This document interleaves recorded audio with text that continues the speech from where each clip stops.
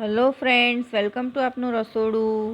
આજે મેં તમારા માટે લઈને આવ્યા છીએ દાળ ચોખા પલાળવાની ઝંઝટ વગર ફક્ત 10 જ મિનિટમાં તૈયાર થઈ જાય એવા સોજીમાંથી બનતા એકદમ સોફ્ટ અને ટેસ્ટી ઢોકળાની રીત। આ ઢોકળા ફક્ત 10 જ મિનિટમાં તૈયાર થઈ જાય છે અને નાના મોટા બધાને આ રીતે જો તમે ઢોકળા બનાવીને આપશો તો ખૂબ જ ભાવશે। અને તેની સાથે ખવાતી ગ્રીન ચટણીની રીત પણ અમે તમારા માટે લઈને આવ્યા છીએ। તો વિડીયોને સ્કીપ કર્યા વગર તમે આખો જ વિડીયો જોજો। અને જો તમને અમારા વિડીયો પસંદ હોય ફ્રેન્ડ્સ તો વિડીયોને લાઇક અને શેર જરૂરથી કરજો। અને જો તમે અમારી ચેનલ પર નવા હોય તો અમારી ચેનલને સબસ્ક્રાઈબ કરવાનું ના ભૂલતા। તો સોજીના ઢોકળા બનાવવા માટે સૌપ્રથમ આપણે અહીંયા આ રીતનો એક મોટો બાઉલ ભરી અને સોજી લઈ લઈશું। તેની સાથે અડધા બાઉલ કરતાં થોડું વધારે દહીં લઈશું।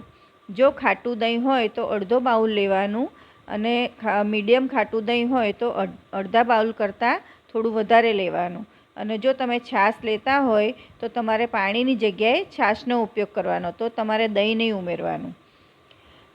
સોજી અને દહીં મિક્સ કરી તેની અંદર આપણે જે બાઉલ ભરીને સોજી લીધો હતો એ બાઉલ ભરી અને પાણી લઈશું। જો તમે છાશ લેતા હોય તો તમારે પાણીની જગ્યાએ છાશ અને દહીંની જગ્યાએ અને પાણીની જગ્યાએ છાશ લેવાની। આ રીતે મિક્સ કરી દેવાનું છે।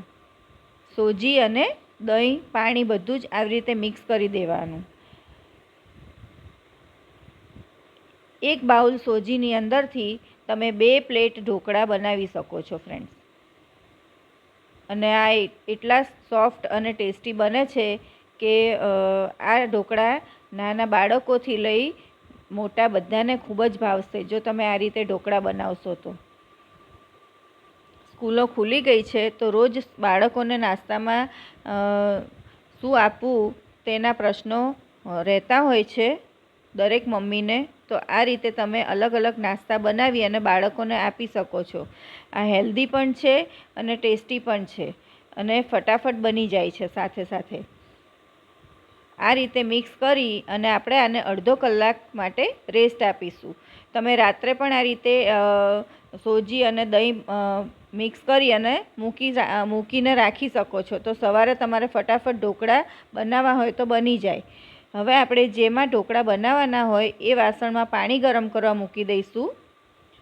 પાણી ગરમ થાય ત્યાં સુધીમાં આપણે આની અંદર મીઠું નાખીશું સ્વાદ અનુસાર।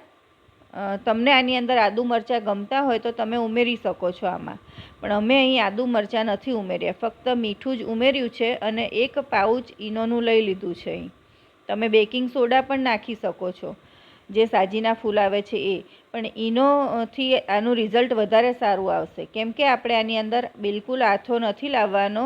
આ ઇન્સ્ટન્ટ ઢોકળા તૈયાર થશે। તેની ઉપર 1 ચમચી પાણી ઉમેરી દઈશું ઈનોની ઉપર અને આ રીતે મિક્સ કરી લઈશું। જ્યારે તમારે ઢોકળા મૂકવાના હોય ત્યારે જ ઈનો ઉમેરવાનો, પહેલાંથી ઈનો નથી આની અંદર ઉમેરી દેવાનો। હવે જે પ્લેટમાં આપણે ઢોકળા બનાવવાના છે એ પ્લેટને આપણે આ રીતે તેલથી ગ્રીસ કરી લઈશું અને જેટલા બેટરમાંથી ઢોકળા મૂકવાના હોય એટલા બેટરમાં જ તમારે ઈનો ઉમેરવાનો। એકસાથે બધા બેટરમાં ઈનો નહીં ઉમેરી દેવાનો। અમે અહીં બધા બેટરમાં ઈનો ઉમેરી દીધો છે કેમ કે આટલા બેટરમાંથી 2 પ્લેટ ઢોકળા તૈયાર થશે। આવી રીતે બંને પ્લેટમાં આપણે બેટર પાથરી દેવાનું છે। ત્યારબાદ તેની ઉપર આપણે થોડો મરી પાવડર ઉમેરીશું અને થોડું લાલ મરચું ભભરાવીશું। આ રીતે મરી પાવડર અને લાલ મરચું તમે ઉપરથી ભભરાવશો તો તેનો ટેસ્ટ ખૂબ જ સરસ આવશે અને ઢોકળાનો દેખાવ પણ સરસ લાગશે। અંદર તમે આદુ મરચાં ઉમેરી શકો છો ક્રશ કરીને બેટરની અંદર, પણ અમે અહીં ચટણી બનાવવાના જ છીએ આપણે, એટલે અમે નથી ઉમેર્યું। હવે આપણે ફૂલ ફ્લેમ ઉપર આ ઢોકળાને 15 મિનિટ માટે સ્ટીમ થવા દઈશું ઢાંકીને। ઢોકળા સ્ટીમ થાય ત્યાં સુધીમાં આપણે ચટણી બનાવી લઈશું। તો તેના માટે અહીં આપણે કોથમીર લેવાની છે ધોઈને સમારેલી, લીલા મરચાં, સિંગદાણા કાચા, લીંબુ, ખાંડ ચપટી અને મીઠું લઈશું અને થોડા બરફના ટુકડા લઈશું। ઘરની સામગ્રીમાંથી જ આ ઢોકળા અને તેની ચટણી તૈયાર થઈ જાય છે। વધારે પડતો કોઈ જ સામાનની જરૂર નથી પડતી, છતાં પણ આ ચટણી એટલી ટેસ્ટી લાગે છે આ ઢોકળા સાથે કે તમે વારંવાર બનાવશો। હવે આ બધી જ વસ્તુને મિક્સરના બાઉલમાં લઈ લઈશું અને આવી રીતની એકદમ સરસ ચટણી આપણે ક્રશ કરી લઈશું. જો વધારે પડતી જાડી હોય તો થોડું પાણી ઉમેરી અને આ રીતની કન્સિસ્ટન્સી કરી દેવાની. તો તૈયાર છે આપણી ફક્ત 5 જ મિનિટમાં ઢોકળાની ચટણી. અને બીજી બાજુ આપણા ઢોકળા પણ તૈયાર થઈ ગયા છે. આ રીતે ચપ્પુની મદદથી ચેક કરી લેવાના ચડી ગયા છે કે નહીં. જો ચપ્પુ ક્લીન નીકળે તો ચડી ગયા એવું સમજવાનું. હવે આની ઉપર આપણે તેલ લગાવીશું, સિંગ તેલ. સિંગ તેલથી આનો ટેસ્ટ વધારે સારો લાગે છે. જ્યારે આપણે ઢોકળાનું બેટર પલાળ્યું હતું ત્યારે પણ એમાં બે ચમચી તેલ ઉમેર્યું હતું, પણ એવું બતાવવાનું રહી ગયું છે. તો એ વખતે તમારે તેની અંદર 2 ચમચી તેલ ઉમેરી દેવાનું. આ રીતે ઉપર તેલ લગાવવાથી ઢોકળા ઉપરથી ડ્રાય નહીં થઈ જાય. ઢોકળા થોડા ઠંડા થાય એટલે તેને આપણે પીસ કરી લઈશું. આવી રીતે તમને જે રીતના પીસ ગમતા હોય એ રીતના તમે કરી શકો છો, નાના મોટા. આવી રીતે બધા જ ઢોકળામાંથી આપણે પીસ કરી લઈશું. હવે તમારે જો આ થાળીમાં જ ઢોકળા રાખી અને વઘાર કરવો હોય તો તમે એ રીતે પણ તેનો વઘાર કરી શકો છો. અને વઘાર્યા વગરના ઢોકળા પણ તમે ખાઈ શકો છો. એ પણ એટલા જ ટેસ્ટી લાગે છે. જે લોકોને ડાયાબિટીસ હોય, અથવા તો જે લોકો વેઇટ લોસ કરતા હોય, અથવા તો જે લોકો ચોખા ના ખાતા હોય, એ લોકો આ રીતે સોજીના ઢોકળા ખાઈ શકે છે.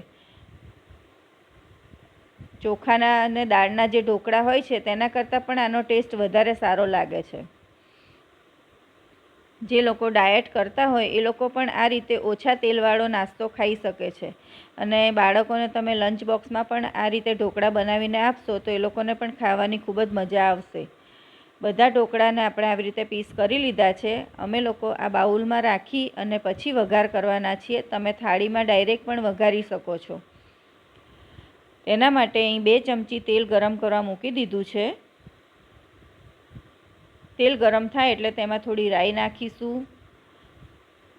રાઈ તતડે એટલે તેની અંદર આપણે લીમડાના પાન અને થોડા તલ ઉમેરી દઈશું અને ગેસ બંધ કરી દઈશું. હવે આપણે આ વઘાર આ રીતે ઢોકળાની ઉપર રેડી દેવાનો છે. તો તૈયાર છે આપણા એકદમ ટેસ્ટી સોફ્ટ સોજીના ઢોકળા. ફ્રેન્ડ્સ, ફક્ત 10 જ મિનિટમાં તૈયાર થઈ જાય છે અને ખૂબ જ ટેસ્ટી લાગે છે ખાવામાં. તો તમને અમારી આ ઢોકળાની રીત કેવી લાગી તે અમને કમેન્ટમાં જણાવજો. અને જો તમે ક્યારેય આ રીતે સોજીના ઢોકળા ના બનાવ્યા હોય ફ્રેન્ડ્સ તો ચોક્કસથી બનાવજો. બીજી પણ ઘણી બધી નાસ્તાની રેસીપી અમે મૂકેલી છે આગળ, તો તેની લિંક પણ હું ડિસ્ક્રિપ્શન બોક્સમાં મૂકી દઈશ. એ પણ તમે જોઈ શકો છો. તમને હું તોડીને પણ બતાવી દઉં. અંદરથી પણ એકદમ સોફ્ટ અને સ્પોન્જી ઢોકળા તૈયાર થયા છે આપણા. જોઈને જ ખાવાનું મન થઈ જાય એવા આ ઢોકળા તૈયાર થાય છે ફ્રેન્ડ્સ. જો સાંજે ગરમીમાં કંઈ વધારે ના જમવું હોય તમારે તો આ રીતે તમે સોજીનો નાસ્તો બનાવી અને ખાઈ શકો છો. તેને આપણે બનાવેલી ગ્રીન ચટણી સાથે સર્વ કર્યા છે, પણ તમે સોસ સાથે પણ સર્વ કરી શકો છો અને એમને સિંગતેલ સાથે પણ આ ઢોકળા ખાઈ શકો છો. એટલા ટેસ્ટી લાગે છે. અને અત્યારે કેરીની સિઝન છે તો તમે રસ સાથે પણ આ ઢોકળા ખાઈ શકો છો. રસ સાથે પણ ખૂબ જ સારા લાગે છે આ. જે રીતે આપણે ઈદડા ખાઈએ છીએ એવી જ રીતે કેરીનો રસ અને આ ઢોકળા તમે ખાઈ શકો છો. ખૂબ જ સરસ લાગે છે તેની સાથે પણ. તો ચોક્કસથી બનાવજો આ રીતે ઢોકળા એકવાર, બધાને ખૂબ જ ભાવશે. બીજી આવી નવી ટેસ્ટી અને હેલ્ધી રેસીપી સાથે આપણે ફરી મળીશું. બાય.